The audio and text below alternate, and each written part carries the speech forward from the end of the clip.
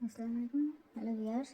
আজকে রান্না করব কাঁচা টমেটো দিয়ে ডাল দিয়ে রান্না। তার জন্য নিয়ে নেব মসুর ডাল, তার ভিতরে দিয়ে দেবো রসুন, মরিচ, পেঁয়াজ, তারপরে দেবো একটু হলুদের গুঁড়া দিয়ে দেবো, একটু ধনিয়া গুঁড়া দিয়ে দেবো।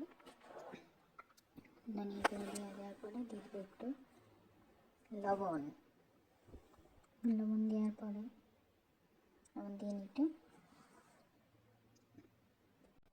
লবণ দিয়ে দিছি।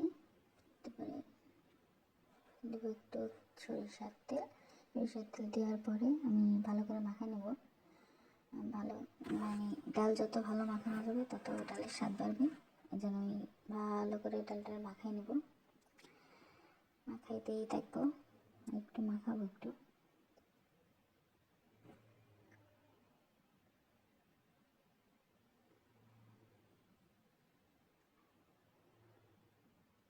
মাখানো হয়ে গেছে, আমি এখন একটু পানি দিয়ে দেবো।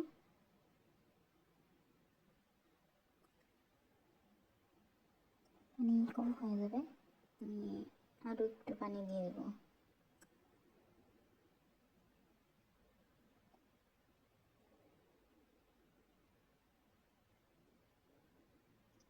কারণ ডাল সেদ্ধ হইতে পানি লাগবে, এই জন্য একটু পানি দিয়ে দিলাম। একটু ঢেকে দেবো, ঢেকে দেবো। এখন দেখি অবস্থা। এখন ডালে প্রায় ফুটে গেছে, এখন কাঁচা টমেটো দিয়ে দেবো। কাঁচা টমেটো সবটুকু দিয়ে দিলাম। তারপরে এখন ভালো করে এটাকে একটু নেড়ে চেড়ে দেবো, যাতে করে সব মশলা, লবণ, মরিচ ভালো করে এটা সাথে লাগে। ভালো করে মিশিয়ে তারপর আবার ঢেকে দেবো।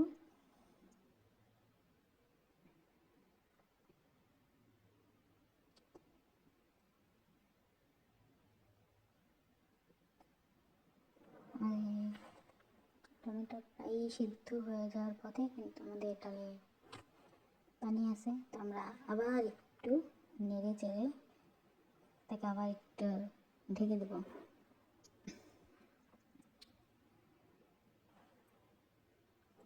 এখন আমাদের ডাল টমেটো প্রায় হয়ে আসছে, প্রায়। তো আমরা এখন একটু দিয়ে দেবো ধনিয়া পাতা দিয়ে দিলাম। তারপর একটু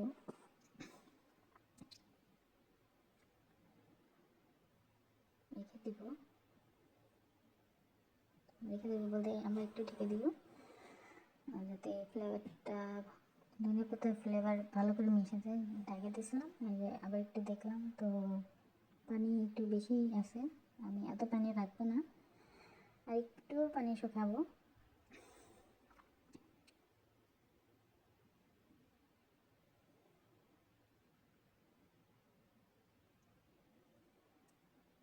আমি একটু নাড়াচাড়া দিয়ে দিলাম।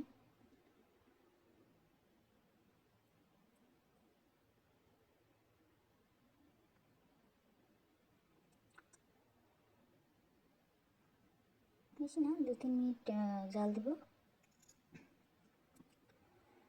2-3 মিনিট পরে আমরা চুলাটা অফ করে দেবো। চুলা অফ করে দিলাম, বাটিতে ঢালিয়ে নিয়েছি।